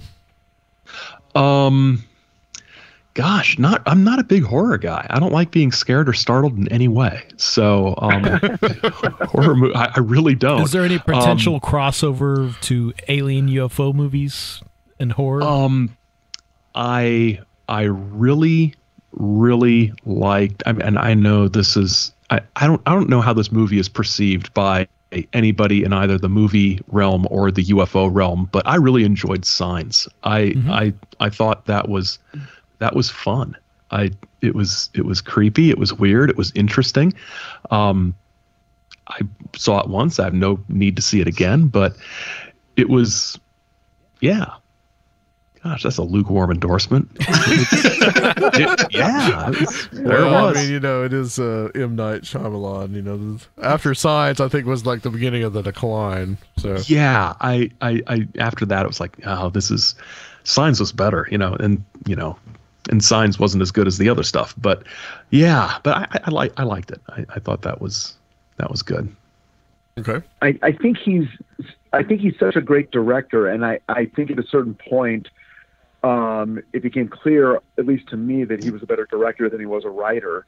And then I felt like, God, I'd really like to see him direct other people's work and bring that side of his talent and not worry so much about how do I outdo The Sixth Sense. Right. Again. Right. And again. Right. And again, Mm-hmm. Yeah. Yeah, I agree with that. I would. Speaking of The Sixth Sense, which I do love, I also love The Others. Oh, it's a great Nicole film. Kidman movie. Oh yeah, yeah. Remember that one? It's so good. It's great. Yeah, and I saw it, and then I really liked it. Then I kind of completely forgot about it, and then saw it again just a few months ago, and just thought, wow, this is just really. I mean, it's entertaining as a movie, but in a way, like almost philosophically, I'm like, wow, maybe they really nailed it. Maybe that's really what it is. Maybe that's how ghosts work. But so those are kind of, scary ones. But for me, I tend toward, Abbott and Costello Meet Frankenstein. Yes.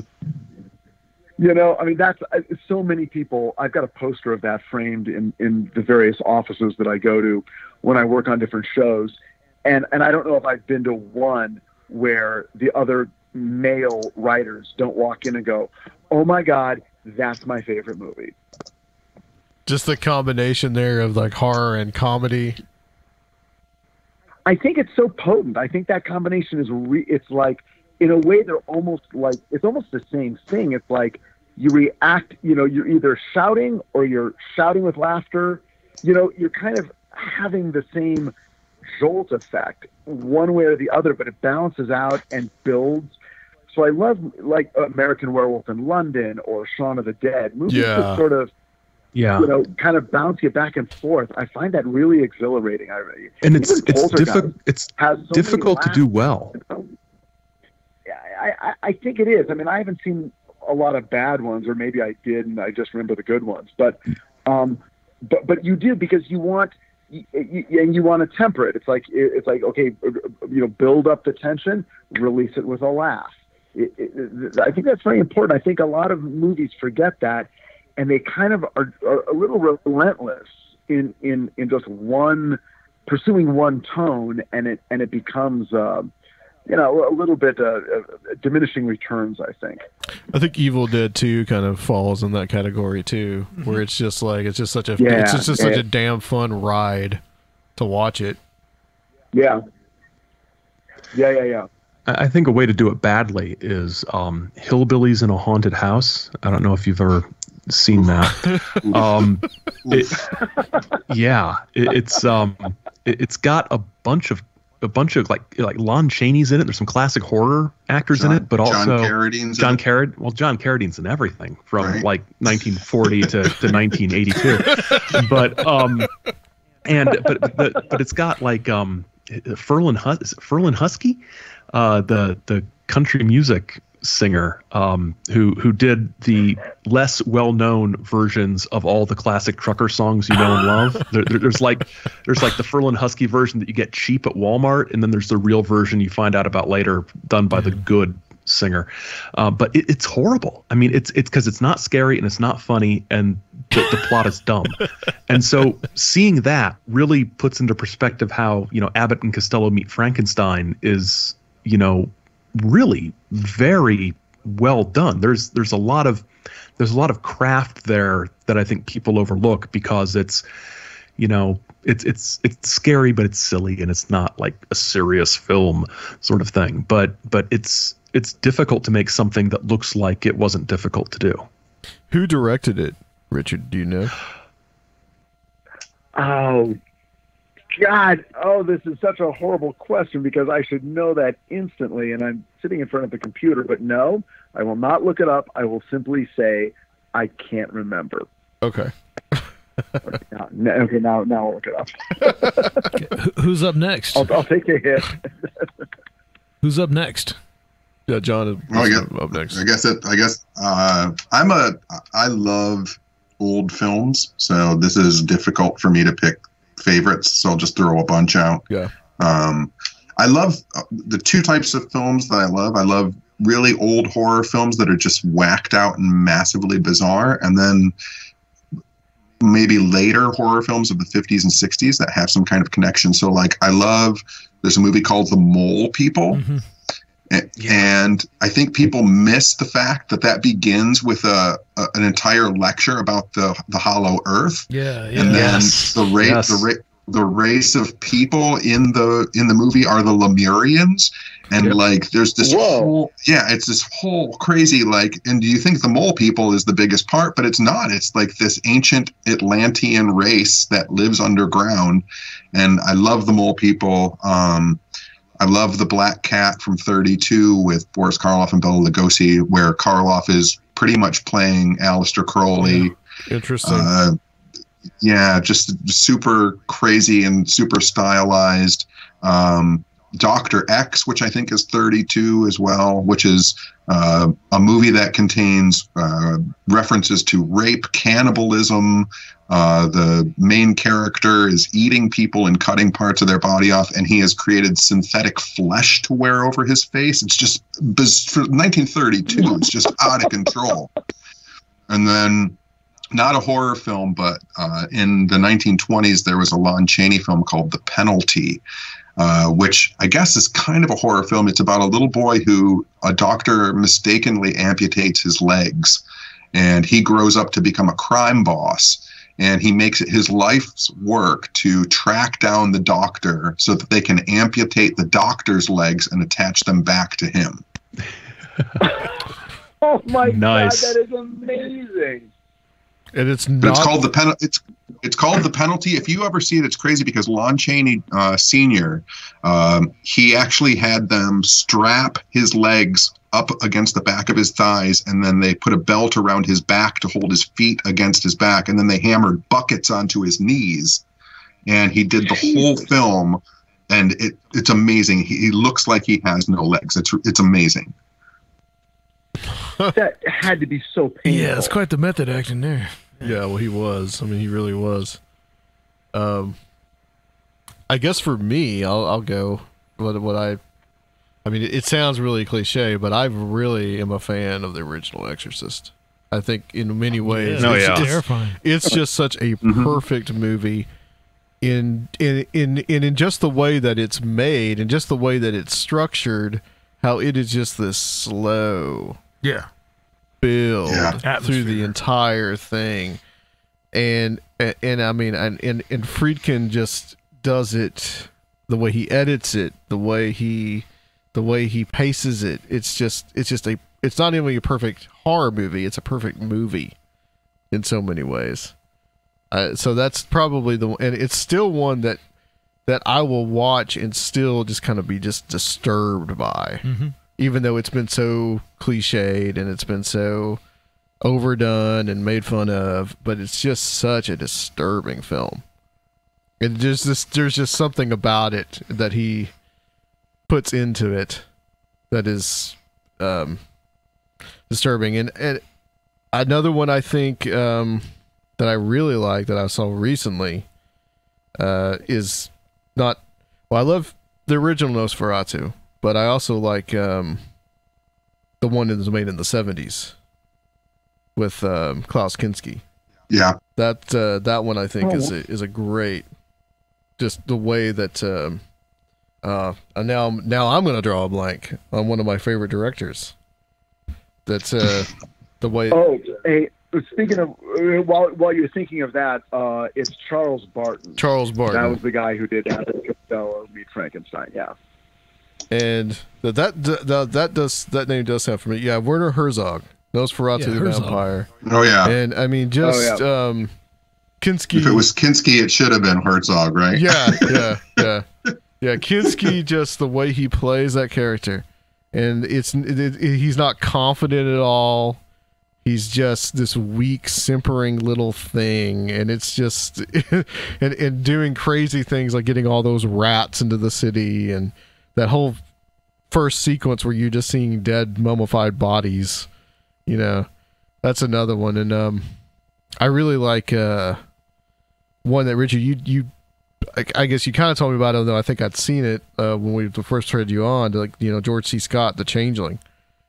That's great. That's a great one. And it's one that, it's just, I mean, it has that that first freaky kind of feel, but you're there with that character as he kind of investigates what's going on and what really happened, and the movie changes its feel from like this creepy feel to like the revelation of what actually happens or what is the mystery involved. And I think that's one that's like a not as well known, but I think a kind of also a perfect horror film as well.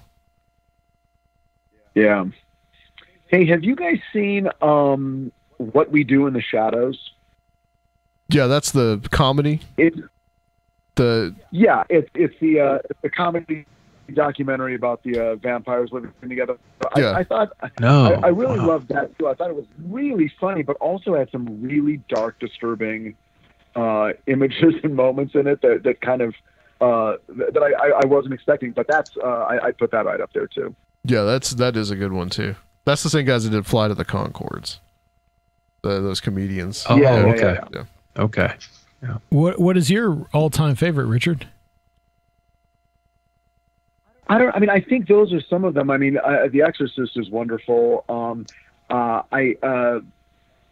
Jacob's Ladder doesn't get talked about a lot. Oh, yeah. Some of the visuals in that movie are like were really sort of like I hadn't seen a movie that looked like that before, and I'm not sure. I feel like it didn't really get copied a lot in a weird way. I think if you go back and look at it, it still feels like, oh, this is fairly unique. It has not been ripped off 5,000 times in the last 20 years. But that one for mood and atmosphere and visuals, that's a real good one. Cool. I'll have to add mine. I think mine. Poltergeist 3. Yeah. No, it's not though. Pretty wonderful lady I started dating. That is her very favorite horror movie. I don't know why, but she made me watch it the other night. But no, mine's probably People Under the Stairs. Just from it's the era I grew up in, and it just all the psychological and sociological stuff. I really like it. Adds an extra dimension of horror. And then a runner-up would have to be Rudy Ray Moore's P.D. Wheatstraw. It's the ultimate Devil's Son-in-Law. Ultimate ghetto Faustian bargain. Yes. That was on the rotation of blaxploitation films in college. That I think we had a Rudy Ray Moore weekend at one point where we watched a bunch of stuff. So yeah, that's a good one. I'm sure you had to watch Dolomite. Oh God, yeah. One of the best scenes in Dolomite is where they're in the parking lot and you can clearly see the sound guy at the very bottom of the screen. Yes.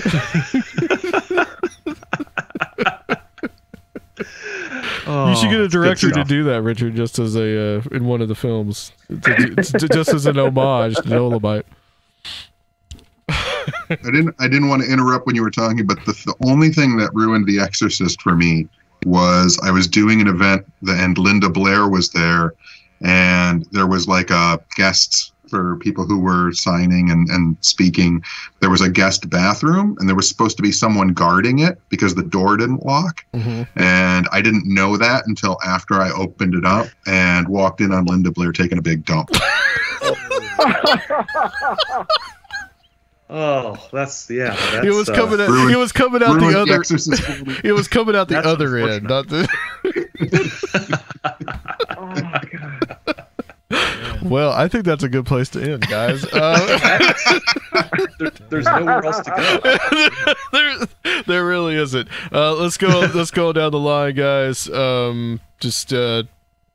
What's next for you guys? All that good stuff. We'll start with you, Aaron.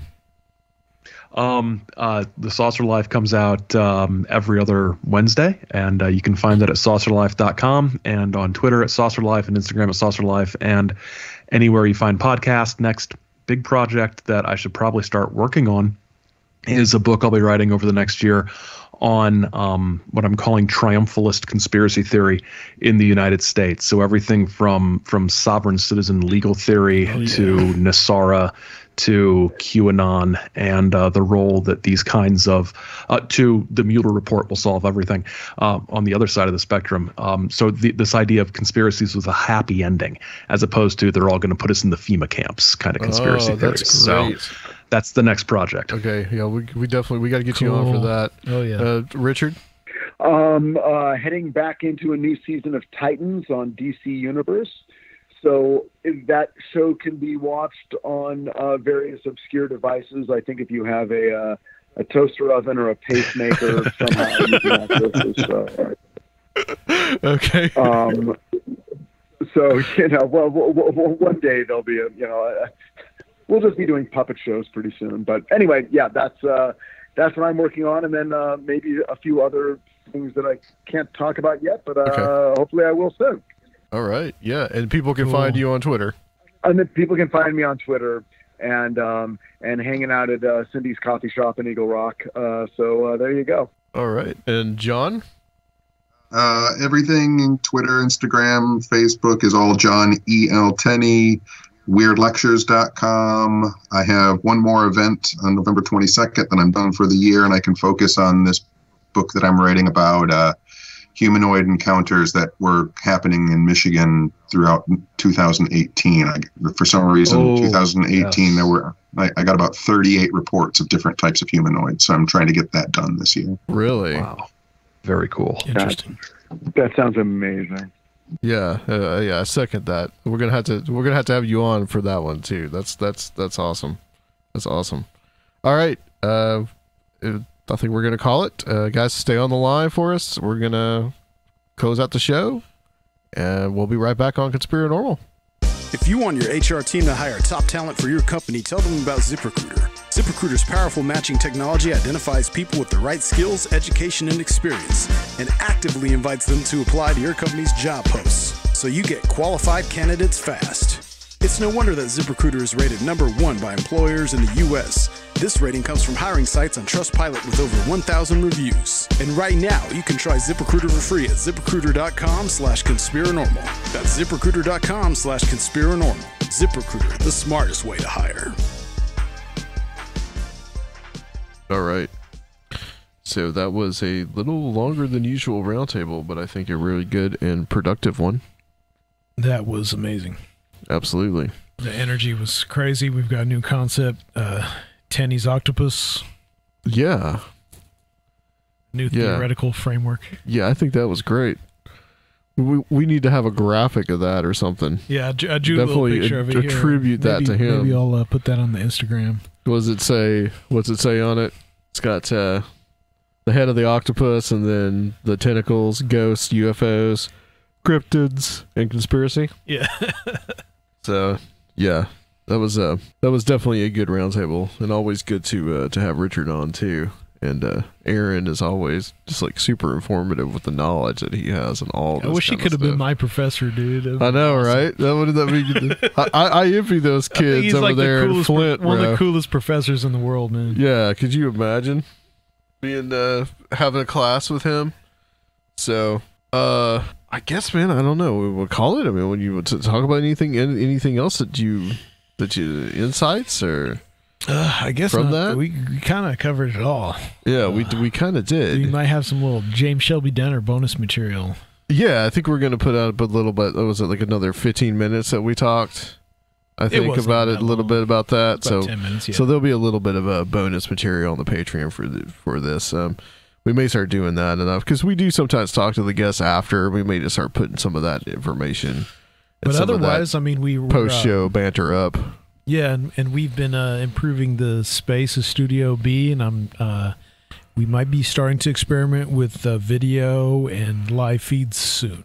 So yeah, that's something that we're thinking about doing. Right now, I think we're about like 2 weeks ahead on show, so we may start streaming those. We got to find out where we're going to stream them. Yeah, I know Facebook. I know some people do, like Grimerica does it on Twitter, like they did tonight. So we'll see. So, just putting it out there, guys. Patreon is still there. Patreon.com/Conspirinormal. You can leave as little as $1, make a recurring, or you can go to the website and you can donate there as well. And also TeePublic. Yeah, we got the cool the Bigfoot with a fez and the skull with a fez Conspirinormal designs, and you can get them in like any color. I think you can get hoodies and tank tops and whatever. So, yep. And so those are available. That helps us out as well. And we did have questions. We do have some remaining Strange Realities T-shirts. Okay. And Jerry, our friend Jerry, was asking me today about those, whether we're putting them available online. So we'll have to figure that out too. Okay. Yeah. Well, I still have plenty of them, so we can start moving those out. Those are there too. Got a nice little scene on them that was made. So and YouTube, don't forget that Conspirinormal Podcast, that is there. So we give us some more subscribers on that, and leave a review on iTunes. That also helps us out. Please. So I believe that is it, guys. I want to thank everybody. I want to thank Richard Hatem, John Tenney, and Aaron Gulyas for doing this awesome roundtable episode on Conspirinormal.